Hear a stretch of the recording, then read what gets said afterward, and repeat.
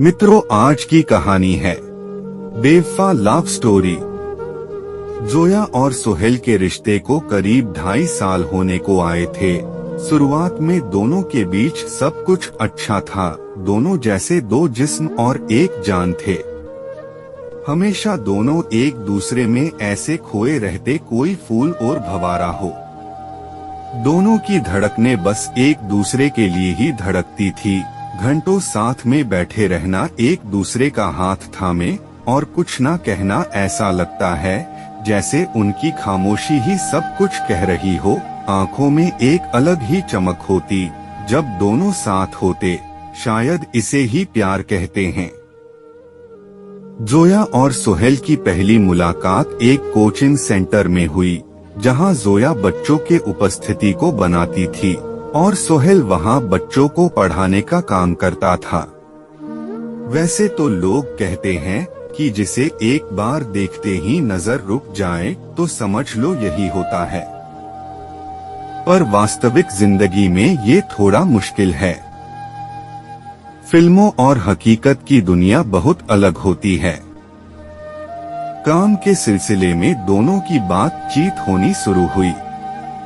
धीरे धीरे दोनों में छोटी बात को लेकर भी बात होने लगी, जैसे आज का दिन कैसा रहा, सुबह कब उठते हैं, घर में कौन कौन है इत्यादि। काफी घुल मिल गए थे। बात करते करते वक्त कब बीत जाता पता ही नहीं चलता। अब तो आदत सी हो गई थी।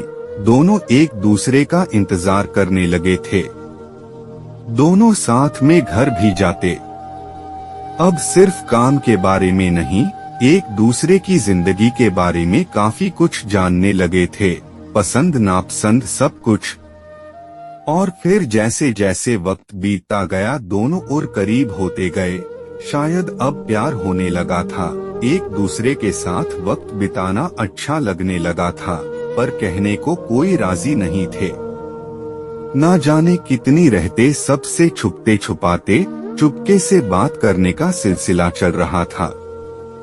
एक खुशी होती थी दोनों के चेहरे पे जब दोनों एक दूसरे को देखते थे।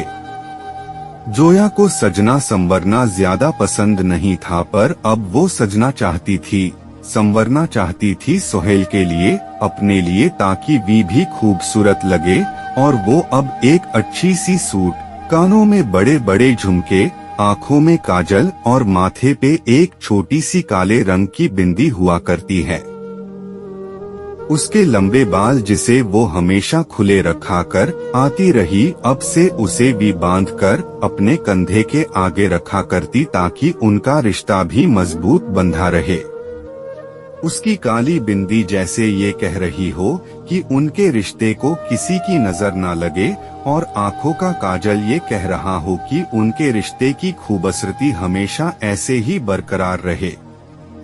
जोया और सोहेल दोनों ही मुंबई के अंधेरी इलाके के रहने वाले थे, पर घरों की दूरी में 30 मिनट का फासला था। ज्यादातर दोनों फोन पे ही बातें किया करते थे। मिलना उतना आसान नहीं था। समाज और परिवार की जिम्मेदारी एक दूसरे के लिए प्यार को और बढ़ा देती। जोया को लिखने का बहुत शौक था, पर अब तक ऐसा कोई मकसद नहीं मिला था जिसकी वजह से वो लिखे। पर अब ऐसा नहीं था।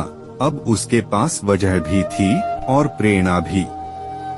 सोहेल की याद में जोया ने बहुत सी शायरी लिखी, बहुत सी कहानियां भी और बहुत सी कविताएं भी।